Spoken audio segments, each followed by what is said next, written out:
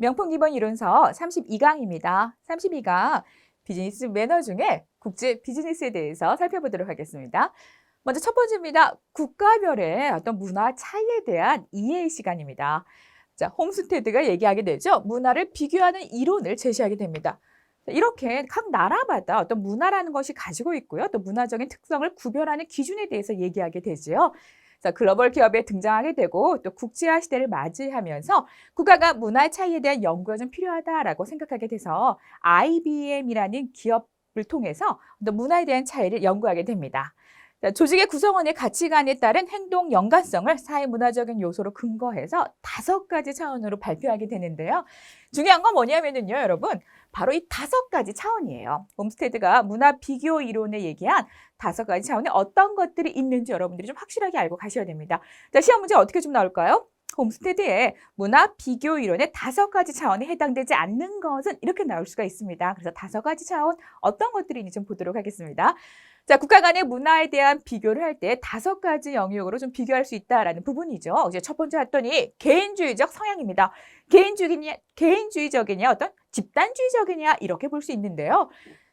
어떤 목표라는 것이 또 개인주의 문화라는 것이 조직과 단체의 목표보다 어디에 개인 자신의 중심으로 되어 있다라는 것을 개인주의적 성향이라 얘기할 수 있고요. 이거 대립되는 말로 집단주의다라고 볼 수 있겠죠. 당연히 목표가 조직과 집단에 있는 것, 이것은 집단주의라 볼 수 있는데, 자, 어떤 비교 이론에서는 개인주의적 성향으로 얘기하고 있습니다. 자, 불확실성의 회피입니다. 불확실한 것을 좀 회피한다. 그럼 뭘 원한다는 거죠? 정확한 규범이라는 것을 좀 원하게 되겠지요. 바로 불확실성에 대한 허용 정도를 나타내는 문화로서 불확실성에 대한 회피가 강할수록 어떨까요? 그렇죠. 규범에 대해서 좀 더 엄격한 기준을 갖게 되는 것, 이렇게 좀 얘기할 수 있습니다. 권위주의적 성향이에요. 권력을 좀 수용하는 정도다라고 볼 수 있습니다. 그래서 사회 구성원들이 권력의 차이에 대해서 받아들이는 정도, 권력의 차이를 받아들이는 정도다라고 볼 수 있죠. 그래서 홈스테드가 얘기한 거, 문화 비교 이론, 개인주의적 성향, 불확실성의 회피 성향, 권위주의적 성향까지 봤습니다. 또 어떤 것이냐면요, 남성적인 성향이에요. 조직의 문화가 좀 남성적인 성향을 좀 선호하는 문화인가라는 부분이겠죠. 자, 시간적인 성향 보도록 하겠습니다. 어떤 관점이라는 것이 단기적이냐, 장기적이냐라는 거죠.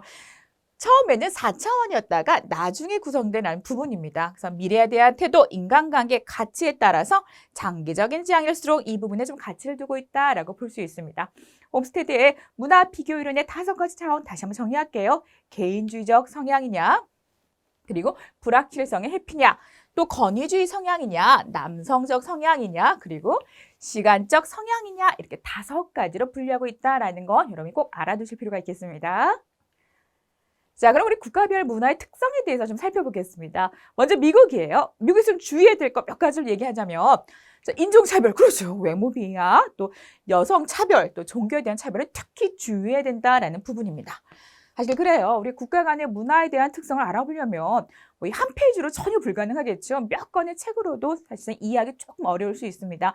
그런데 시험 문제 자주 나오는 내용에 대해서 여러분들이 좀 알려드리는 거니까요. 가급적 교재에 나타난 이 국가별의 특징에 대해서는 좀 다 암기하도록, 암기할까요? 다 이해하도록 해야 됩니다.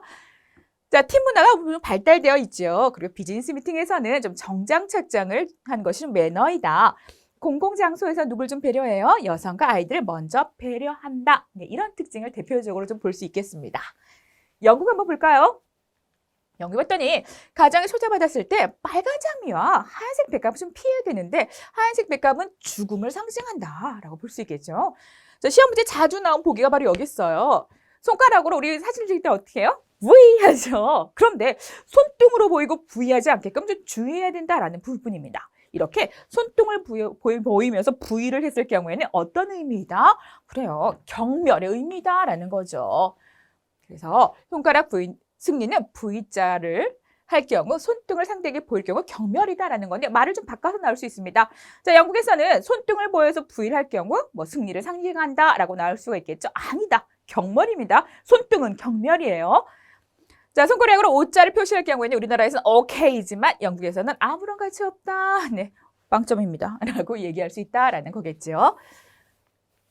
자, 1번입니다. 선물을 교환할 때 손수건은 절교, 칼은 단절을 의미하기 때문에 주의해야 하고요. 자, 중요한 거 선물은 뭐예요? 짝으로 선물해라. 짝수, 그죠? 짝수로 세트로 선물하는 것을 선호한다. 하지만 4개가 되지 않도록은 주의해야 됩니다. 자, 일반 식당에서 신발을 벗는 경우가 있기 때문에 양말도 신경 써야 되고요. 젓가락을 사용한 식사가 많기에 올바른 젓가락 사용법과 에티켓을 지킬 필요가 있겠습니다. 네, 그러면은 좀 일본 좀 봤고요. 자, 그러면 중국 보도록 하겠습니다. 뭐 중국이라고 나올 수도 있고 우리가 같이 뭐 홍콩이라고도 보기가 나올 수가 있어요. 네, 같은 문화니까 네, 같이 보도록 하겠습니다. 축의금은 짝수, 부의금은 홀수로 전달한다. 자, 박쥐 자주 나오죠? 박쥐는 행운을 상징하는 동물로 보고 있어요. 그런데 어떤 동물요? 거북은요, 발음이 욕설과 비슷해서 주의해야 된다라는 부분입니다.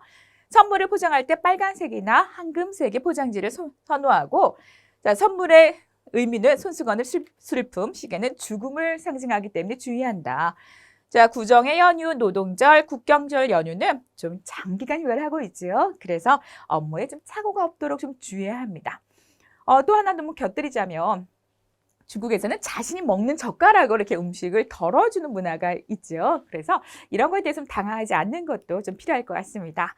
자, 이렇게 중국을 봤고요. 또 다른 나라도 한번 보도록 하겠습니다. 태국이에요. 태국은 불교에서 머리를 좀 신성시하다 보니까요.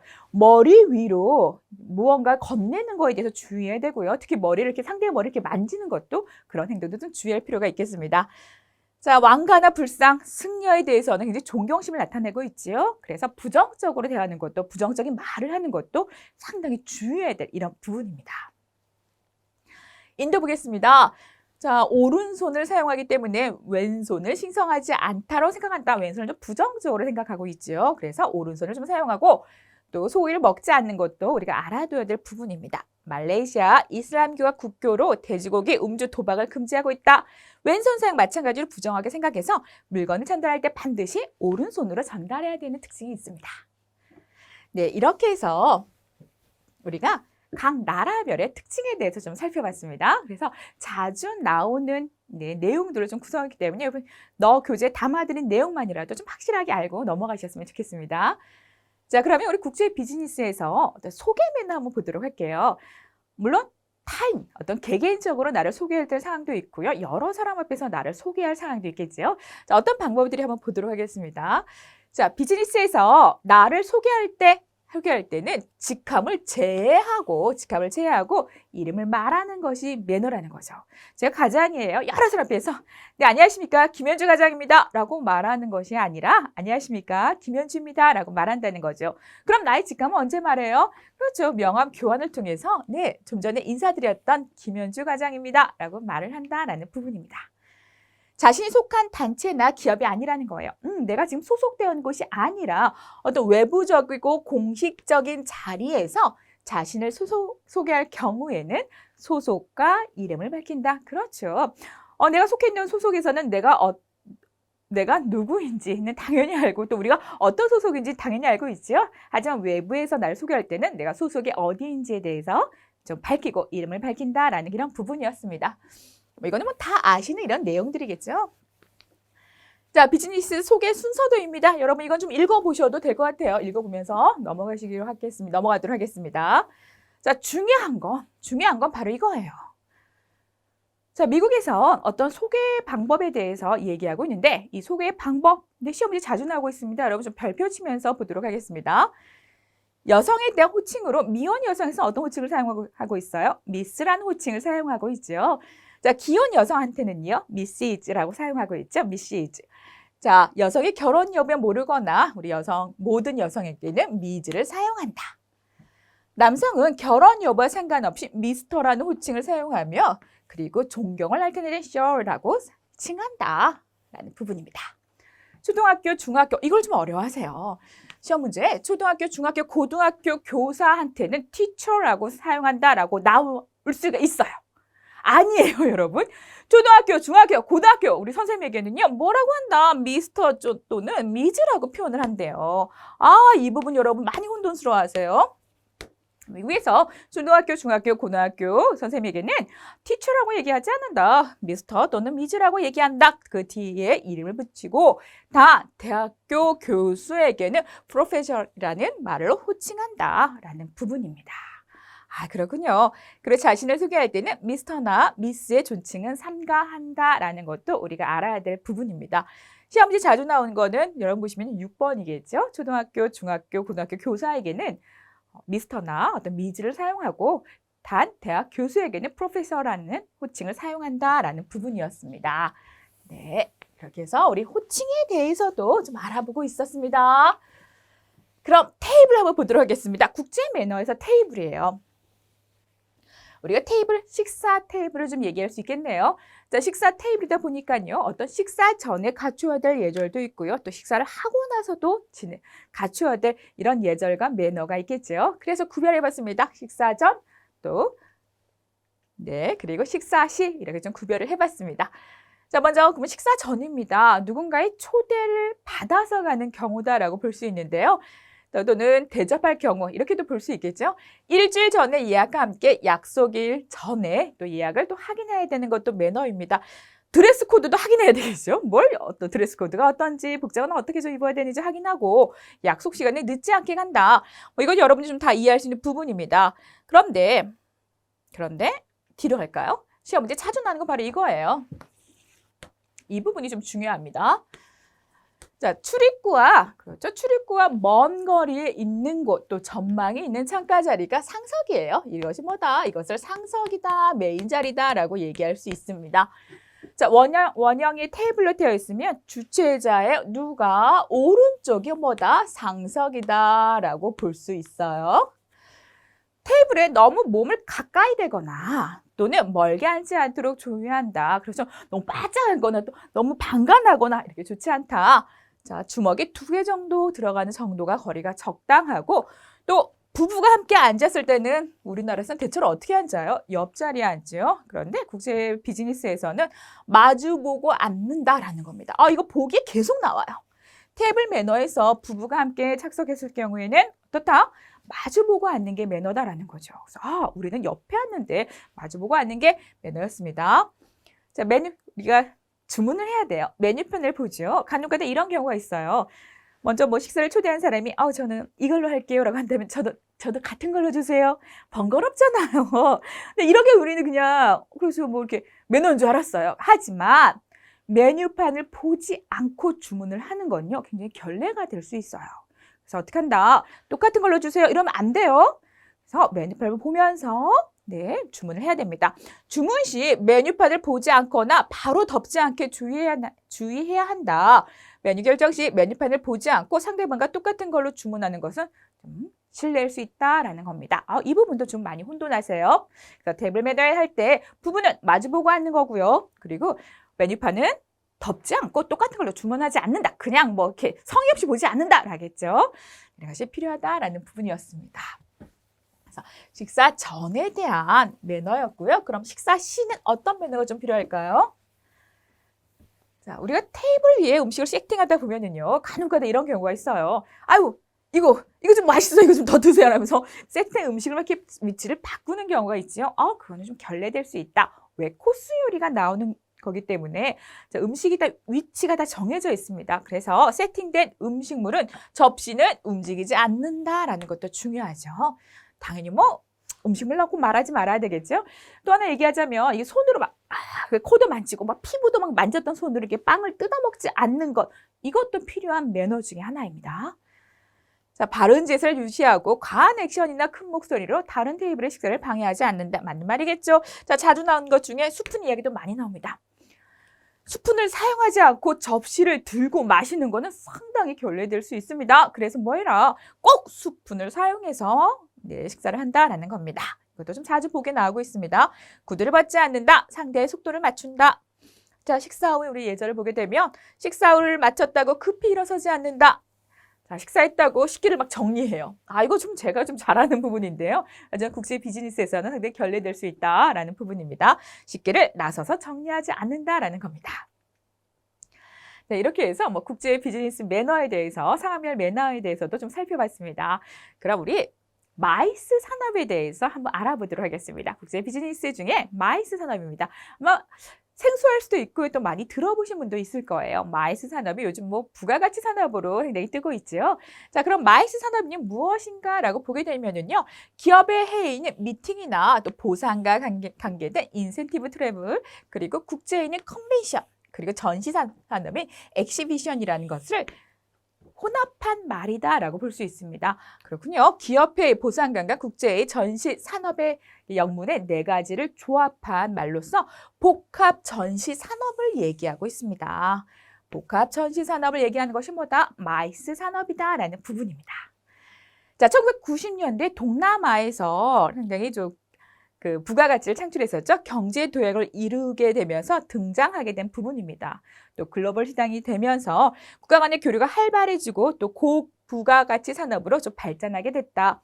비즈니스 분야에서도 엔터테인먼트가 요구되면서 전시회 행사에 또 이벤트적인 부분도 또 중요한 요소로도 등장하게 됐습니다. 자, 마이스 산업, 우리가 기업회의, 보상관광, 국제회의, 또 전시산업 이렇게 좀 얘기할 수가 있다라는 건데, 자, 시험 문제 나오는 건 바로 이거예요. 자, 미팅은 무엇이고, 또 우리 인센티브 트래블은 무엇이고, 그리고 컨벤션은 무엇이고, 바로 각 요소에 들어간 의미에 대해서 여러분들이 좀 많이 묻고 있습니다. 그럼 먼저 미팅을 보도록 할게요. 우리가 미팅을 모르는 건 아닌데 어떻게 정의하고 있는지를 봐두셔야 돼요. 아이디어 교환, 토론, 정보 교환, 사회적인 네트워크 형성을 위한 각종 회의이긴 한데, 다음 뭐냐면은요, 자, 10명 미만이 4시간 이상을 진행하는 거예요. 시험 문제에 나오는 거 바로 이겁니다. 자, 마이스 산업 중에 아이디어 교환, 토론 이런 것이 나오고 10명 미만이 4시간 이상 진행하는 것에 해당하는 것이라고 한다면 뭘 찾아주면 돼요? 미팅을 찾아주면 돼요. 자, 밑에 보겠습니다. 우리 인센티브 트래블이에요. 트래블 볼까요? 뭘 얘기하냐? 인센티브겠네. 어떤 보상 관광이죠. 그래서 인센티브 나오면요, 인센티브 트래블로 나올 수가 있고요. 인센티브 튜어라도 나올 수가 있고요. 또 인센티브로만 나올 수 있어요. 다 뭐다? 보상과 관련된 관광이다라고 찾아주시면 되세요. 보상 관광이다라는 거죠. 조직원의 성과에 대한 보상 및 동기부여 차원에서 보상적인 차원에서 여행을 해주는 것라는 겁니다. 그럼 인센티브 찾아주시면 되세요. 어렵지 않죠? 뭐 보상과 관계됐다라는 부분이잖아요. 네, 그러면 다음 볼게요. 컨벤션 보도록 하겠습니다. 자, 아까 미팅과 다르진 않아요. 그런데 뭐가 추가될 수 있냐면 좀 국제적인 성격이 있어요. 국제적 성격. 중요한 건 국제적 성격을 가지고 있고요. 아까 보여드렸던 기업회의보다 기업회의 미팅이라 할 수 있죠. 기업회의보다 어떨까요? 보다 좀 규모가 크다라는 겁니다. 좀 큰 규모다라고 볼 수 있어요. 그럼 보기에도 이렇게 나올 수가 있습니다. 자, 국제적인 성격을 지니고 있고, 그리고 기업회의보다 큰 규모의 회의로 아이디어 교환, 토론, 정보 교환, 사회적 네트워크 형성을 위한 회의에 해당하는 것은 라고 한다면 뭘 찾아주면 돼요? 컨벤션을 찾아주면 돼요. 이해가 되셨죠? 자, 키워드입니다. 이건 좀 적어둘게요. 국제적인 성격이다. 기업 회의보다 좀 큰 규모의 회의다 라고 볼 수 있습니다. 네, 옆에 범위에 대해서까지는 여러분들이 보진 않으셔도 돼요. 우리 컨벤션 봤고요. 그래도 뭐가 남았나요? 그렇죠. 엑시비션 남았습니다. 우리 엑시비션 전람회 전시회라고 얘기할 수 있겠죠? 어떤 것들? 유통이나 또 무역업자, 소비자, 일반인들 대상으로 판매, 홍보, 마케팅과 관련된 전시회. 그렇죠? 마케팅과 활동과 관련된 각종 전시회다라고 한다면 우리 엑시비션을 찾아주면 돼요. 자, 이렇게 마이스 산업에는 4가지가 구성되어 있다. 그래서 4가지는 각각 어떻게 좀 묶고 있고 또 어떤 특징인지 봐두시면 되는데, 자, 여기 범위까지는 여러분들이 안 보셔도 되고요. 제가 정의에 대해서 말씀을 드렸어요. 보상과 관련됐다. 인센티브 찾아주면 되겠죠. 저 국제적인 성격이 띄고 있다. 기업 회의보다 큰 규모이다. 컨벤션 찾아주면 되겠죠. 자, 10명 미만이 4시간 동안 진행되고 있어요. 뭐해요? 미팅이잖아요. 그래서 키워드를 중심으로 여러분 어떤 의미인지 어떤 정의가 있는지 찾아주시고, 또 마이스 산업에 포함된 것 4가지를 이렇게 공부해 주시면 되세요. 네, 이렇게 해서 우리 마이스 산업까지 살펴봤습니다. 네, 그러면요, 마이스 산업의 효과예요. 굳이 마이스 산업의 효과까지는 여러분들이 그냥 읽고 넘어가셔도 돼요. 좀 이해를 돕기 위해서 준비해 봤습니다.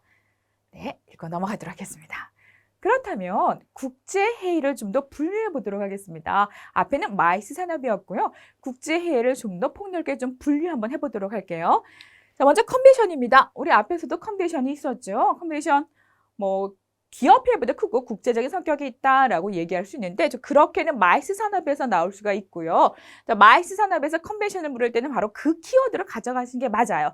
그런데 국제회의에서 컨벤션을 묻는다면 여러분 이렇게 많이 나와요. 가장 일반적으로 쓰이는 정보 전달을 위한 뭐 정기 집회에서 많이 사용되고 있다. 이걸 주목적으로 하고 있다. 회의 분야에서 가장 일반적으로 쓰이는 용어이고 그리고 정보 전달을 주 목적으로 하는 정기 집회에서 많이 사용하고 있다라고 한다면 컨벤션이다라고 봐두시면 돼요. 다수의 사람들이 활동을 하거나 회의를 진행하는 것으로 대의장에서 개최되는 일반 단체 회의를 의미한다. 그래서 키워드는 이 부분을 여러분이 학습해 두시면 되세요. 네, 이건 좀 넘어가도록 하겠습니다. 그래서 컨벤션 하면 뭐 가장 일반적으로 쓰이는 용어이다. 그리고 정기 집회에서 정보 전달을 위한 정기 집회에서 사용되고 있다라고 좀 봐두시면 될 것 같아요. 자, 컨퍼런스입니다. 컨벤션과 비슷해요. 컨벤션과 비슷한데 컨퍼런스 하면은요. 여러분 어디서 많이 들어보셨어요? 의학 드라마에서 좀 많이 나오잖아요. 오늘 컨퍼런스 참석해야 되는데 이런 말 좀 많이 해요. 그래서 컨벤션과 비슷한 의미로 사용되고 있는데 자, 전문적인 좀 주제를 다루고 있다라는 게 좀 특징입니다. 특히 과학, 기술, 학문 분야의 새로운 지식을 습득하고 특정 문제점을 연구하기 위한 회의에 해당되는 것, 우리는 이것을 컨퍼런스다라고 얘기하고 있어요. 그래서 어떻게 좀 물을 수 있다? 컨벤션과 비슷한 의미이지만 전문적인 주제를 다루고 있고 과학, 기술, 학문 분야의 새로운 지식을 습득하고 또 문제를 연구하기 위한 회의에 해당되는 것, 그럼 뭡니까? 컨퍼런스 찾아주면 되겠죠. 자, 콩그레스도 나올 수가 있습니다. 콩그레스 어느 지역이요? 유럽이에요. 유럽에서 주로 사용하는 말이죠. 컨벤션과 비슷한 의미로 유럽 지역에서 빈번하게 사용되는 국제회의의 의미를 얘기한다. 자, 콩그레스는 본회의와 사교 행사, 관광 행사 등 다양한 프로그램으로 편성되어 있다라고 한다면 뭐? 자, 콩그레스 찾아주시면 되세요. 자, 이렇게 지금은 국제회의에 대해서 어떤 종류에 대해서 좀 살펴보고 있습니다. 네, 포럼이죠. 자, 포럼과 우리 심포지엄 좀 같이 좀 보도록 할게요. 어떤 한 가지 주제에 대해서 상반된 전문가가 토론을 하면서 청중 앞에서 벌이는 공개 토론이다라고 얘기할 수 있습니다. 뭐가요? 포럼이에요. 어떤 한 가지 주제를 저는 좀 입장이 좀 다릅니다라고도 얘기할 수 있겠죠. 어떤 상반된 견해를 가지고 전문가들이 청중 앞에서 벌이는 공개 토론이다라고 볼 수 있어요. 청중이 자유롭게 질의응답이 가능하고 또 사회자가 토론을 이끌어가는 것, 이것을 포럼입니다. 시험에도 어떻게 물어본다? 바로 이렇게 나오고 있습니다. 제시된 주제에 대해 상반된 견해를 가지고 동일한 분야의 그렇죠. 사회자죠. 사회자의 주도하에 청중 앞에서 벌이는 공개 토론에 해당되는 것으로 청중은 자유롭게 질의응답에 참여하고 사회자가 토론을 이끌어가는 역할을 하는 것은 포럼입니다. 그럼요. 심포지엄하고 뭐가 좀 다를까요? 심포지엄은 토론과 비교해서요. 어떤 좀 형식을 갖춘다는 거죠. 좀 형식적이다. 그리고 청중의 질의응답이 좀 기회가 적다라는 것이 좀 특징입니다. 포럼과 유사한 거지만 뭐가 적다? 또 형식을 좀 갖추고 있고요. 그리고 청중의 질의 기회가 좀 적다라는 게 특징입니다. 그래서 포럼과 심포지엄을 여러분 같이 좀 기억해 주시는 건데 공개 토론회이지만 포럼보다 심포지엄은 어떤 질의응답에 대한 것들이 좀 더 작고 좀 더 형식적이다라는 걸로 여러분이 기억해 주시면 좋겠습니다. 세미나, 우리 세미나 많이 듣고 있죠? 주로 교육 목적으로 띈 대면 토의 형태 이렇게만 받으시면 되세요. 네, 우리 워크숍입니다. 30에서 35명 정도의 인원이 특정 분야에서 전시하는 과제에 관한 새로운 지식, 기술, 아이디어 등을 교환하는 것. 네, 그래서 우리 국제회의에서 얘기하고 있는 회의의 종류, 우리가 컨벤션, 그리고 컨퍼런스, 콩그레스, 그리고 포럼과 뭐가 있었을까요? 포럼과 심포지엄, 그리고 세미나, 워크숍까지 좀 살펴봤습니다. 자, 다음은 의전입니다. 네, 의전 한번 보도록 할게요. 자, 의전에는 5가지 원칙이 있는데 이 5가지 원칙을 뭐라고 얘기하냐면 우리 OR이다라고 얘기하고 있습니다. 중요한가요? 네, 굉장히 중요해요. 그래서 이것도 마찬가지로 여러분 별 3개 정도 치도록 하겠습니다. 자, 의전에 5가지 원칙에 해당되지 않는 것은 이렇게 굉장히 나올 수 있겠죠? 문제를 만들기도 좀 편해요. 5가지가 딱 떨어지네요. 자, 의전에 5가지 원칙입니다. 첫 번째 한번 보도록 할까요? respect이라고 하네요. respect, 존중이겠죠? 자, 의전을 할 때 상대 문화에 대해서 어떻게 해라? 존중해라. 자, 각기 다른 문화권에 대해서 존중과 배려가 있는 것. respect이었습니다. 존중해라. 네, reciprocity입니다. 상호주의죠. reciprocity, 상호주의다라는 부분인데 내가 상대의 나라라든지 상대의 문화에 대해서 배려한 만큼 내가 배려한 만큼 상대의 배려를 기대하는 것. 우리도 이만큼 배려했으니까 어떻게 해야 돼요? 상대도 우리를 배려해 줘야 된다.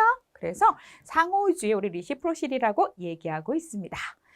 자, 문화의 방향입니다. reflecting culture라고 얘기할 수 있겠죠. 어떤 문화를 반영하는 것라는 건데 특정 시대, 특정 지역 문화의 반영으로 상대의 문화에 대해 좀 이해하겠다라는 거죠. 문화를 반영하겠다. 그래서 자, 우리 respect, reciprocity, 그리고 reflecting culture 이 3가지가 있었고요. 또 어떤 것들이 있을까요? 의전의 OR이라고 얘기할 수 있는 겁니다. 랭크죠. 어떤 서열이다. 의전에서 가장 핵심은 바로 서열을 좀 얘기할 수 있습니다. 그래서 의전에서 가장 중요한 핵심이다라고 얘기한다면 우리 랭크라고도 얘기하죠. 서열을 좀 얘기하고 있습니다. 그래서 참석자 간의 서열로 국가 간에 의해서는 주최자, 주최국, 또 참석자의 지위나 행사와 관련 연관성 등을 통해서 서열을 좀 나누고 있습니다. 자, right입니다. 의전에서는요, 어디가 상석이라고요? 오른쪽이 상석이다라는 거죠. right? 오른쪽이 상석이다. 문화와 전통에 따라서 오른쪽을 상석으로 원칙으로 하고 있고요. 대체로 우리 국가 간의 그 의전에서는 왼쪽은 왼손은 좀 부정적인 것으로 좀 보고 있는 영향이 크다라는 겁니다. 국제관계에 있어서 초청국 정상이 방문국 정상에게 오른쪽을 양보하는 것도 하나의 좀 갈래로 나타나고 있다. 중요한 내용은 아닙니다. 그래서 그만큼의 좀 오른쪽이 중요하다라는 거를 보여주기 위한 거죠. 여기서 중요한 핵심은 뭐다? 의전에 OR, 5R이라는 것이 있다. 그래서 어떤 것들이 포함되는지 여러분 그 OR에 대해서 확실하게 여러분 알아두셔야 됩니다. 중요하냐고요? 당연히 중요합니다. 그럼 서열의 기준을 보도록 하겠습니다. 이거는 제가 정한 게 아니고요. 네, 제가 정한 게 아닙니다. 자, 여러분 교재를 보시면은요. 어디서 정했는지를 한번 볼 수 있어요. 자, 이거는 의전에 대한 규정이다라고도 볼 수 있습니다. 그래서 딱 2가지로 나눌 수 있어요. 의전할 때 어떤 서열을 나타내는 규정인데 공직지기라고 되어 있지만 여러분 공직이 아니죠. 공적 지위죠. 공적 지위가 없는 서열 기준일까? 또 그런 직위에 의한 서열 기준 2가지로 좀 나누고 있습니다. 그럼 강사님, 이거 좀 외워야 되나요? 이건 좀 외우실 필요가 있어요. 그래서 시험 문제에는 서열 기준 중 공적 직위가 없는 서열 기준에 대한 것이 아닌 것은 이렇게 나올 수가 있고요. 또는 직위에 의한 서열 기준에 해당되지 않는 것은 나올 수가 있습니다. 그래서 공적인 직위가 없을 때 어떻게 좀 서열을 나타내냐면 연령으로 나타난다. 연령이겠죠. 연령. 또 전직에 대해서 또 서열이 기준될 수가 있고요. 또 이번 진행되는 행사에 얼마만큼 관련성이 있는지도 또 직위가 없었을 때 서열의 기준에 해당될 수 있습니다. 또 정부산하 단체 및 관련 민간 단체장 등도 공적 직위가 없는 서열 기준에 해당된다라는 부분입니다. 그럼 공적 직위가 있어요. 그래서 직위에 의한 서열을 보게 되면요. 당연히 직급이나 계급 순위, 헌법 및 정부 조직법상의 기관 순위, 기관장 선순위, 상급기관 선순위, 국가기관 선순위가 있지요. 이거에 의거해서 서열 기준이 나타난다라는 부분입니다. 그래서 서열 기준은 여러분들이 좀 암기를 좀 해두실 필요가 있습니다. 그래서 공적 지위가 없는 서열 기준, 또 직위에 의한 서열 기준은 어떻게 해당되는지 좀 나눠서 좀 학습해 둘 필요가 있겠습니다. 다음에 우리 의전, 또 의전 중에 서열 부분이죠. 자동차에 탑승하는 거 한번 보도록 하겠습니다. 자, 첫 번째 사례를 한번 볼게요. 운전자가 동반했을 경우예요. 자, 우리 자동차를 보겠습니다. 제가 자동차를 너무 못 그려가지고 요 정도로 봐도 자석인 거 알고 계시겠죠? 네, 이 정도 좌석 보도록 하겠습니다. 자, 운전자가 어때요? 운전자가 있대요. 네, 운전자가 있다라는 거죠. 그러면 운전자가 따로 있을 때 가장 상석은 어디다? 운전자의 대각성이 바로 이곳이 상석이 될 수 있겠죠. 자, 두 번째 자리는 운전자의 뒷자리는 바로 이 자리가 두 번째 좌석이다. 자, 그러면 운전자의 옆자리 3번이 그렇죠? 3번이 그 말석이다라고 얘기할 수 있습니다. 운전자를 포함해서 4명이 탑승했기 때문에 그렇죠. 그럼 왜 3번이 가장 말석일까요? 네, 1번의 탑승을 돕는 거죠. 이걸 도와요. 돕는다. 1번의 탑승을 돕고 맨 나중에 타고 그리고 도착했을 때는 먼저 내려서 차문을 열어주는 이런 행동이 있어야 되기 때문에 운전석의 옆자리가 가장 말석으로 보고 있습니다. 누가 4명이 탑승했을 때 운전자를 포함해서 4명이 탑승했을 때의 상황입니다. 자, 그러면은요, 운전자를 포함해서 5명이 탑승했어요. 운전자를 포함해서 5명은 좀 크게 그릴까요? 5명이 탑승했다. 어디가 가장 상석일 것 같으세요? 좀 마찬가지로 이게 운전석이잖아요. 운전석의 대각선이 당연히 가장 상석이고, 자, 그 다음에 어디? 운전자리의 두 번째 자리, 뒷자리가 가장 차석이다라는 부분입니다. 자, 그 다음은 이제 3번과 4번으로 보고 있는데, 사실 3번이 좀 불편할 수 있잖아요. 그래서 어떻게 해라? 서로 3번과 4번은요, 서로 어떤 협의에 의해서 아니면 뭐 어떤 불편한 정도 상황에 의해서 좀 바꿔질 수가 있다. 단 5명이 탑승했을 때 상석은 운전사의 대각선 그리고 바로 뒤에가 차석, 상석과 차석이다라는 걸 좀 알아두실 필요가 있겠습니다. 그런데 문제는 이게 아니라 뭐예요? 서열이 가장 높은 사람이 운전을 하고 계시대요. 자, 서열이 가장 높아요. 운전하시는 분이요. 그러면은 또 상석이란 것이 좀 달라질 수밖에 없겠죠. 서열이 가장 높은 사람이 우리 사장님이 여기 운전하고 계신가 봐요. 자, 이럴 때는 최고의 상석이 어디이다? 그렇죠. 운전석 바로 옆자리가 최고의 상석이다라고 보고 있습니다. 그럼 두 번째는요. 운전석과 대각선 자리가 두 번째 차석. 자, 운전석 바로 뒷자리가 어디예요? 그렇죠. 그 다음에 상석이고요. 그리고 우리가 가운데죠. 여기가 말석이다라고 얘기하고 있습니다. 그래서 어디에 탑승해야 되는지도 여러분들이 이런 거 좀 기본적으로 좀 알아야 되는 이런 부분이겠죠. 자, 우리가 자동차를 봤고요. 다음은 열차를 한번 보도록 하겠습니다. 열차를 봤을 때 가장 상석은 어디냐면요. 창가 쪽이에요. 창가 쪽이 상석인데 중요한 건 진행 방향의 창가 쪽입니다. 진행 방향의 창가 쪽이 가장 상석이다. 진행 방향의 창가 쪽입니다. 이게 기준이에요. 창가. 그럼 볼까요? 그렇죠. 우리가 열차가 어떻게 해요? 이렇게 이동하고 있다라고 볼 수 있겠죠? 진행 방향의 상석이니까 당연히 어디예요? 이 좌석이 1번, 2번. 자, 역방향이지만 창가 쪽이어서 3번, 4번이 될 수 있다라는 거죠. 자, 우리 뭐 건너편 같은 경우도 마찬가지겠죠? 진행 방향의 창가 쪽이 상석이다라는 거를 열차에서도 여러분들이 기억해 주시면 되세요. 바로 이게 기준이에요. 진행 방향의 창가 쪽이 상석이다. 자, 지금 같은 경우는 4명이 탑승했지만 그럼 5명이 탑승할 때는 어떤 구조인가 한번 보도록 하겠습니다. 그렇죠. 1, 2, 3번 동일하고요. 한 사람 가장 말석인 사람이 건너편에서 앉는 건데 건너편 창가에 앉는 건가요? 그렇지 않죠. 이 일행과 같이 통로 쪽에 앉아야 되는 것도 여러분이 알아두셔야 될 부분입니다. 그래서 다음 순서 5명이 탑승할 경우에는 가장 말석은 어딘가라고도 물어볼 수 있고요. 가장 상석은 어딘지라고도 물어볼 수 있습니다. 그래서 각 서열에 대해서, 좌석 서열에 대해서도 여러분들이 좀 확인해 둘 필요가 있겠습니다. 자, 진행 방향에 따라서 창가 쪽이 최상석이다.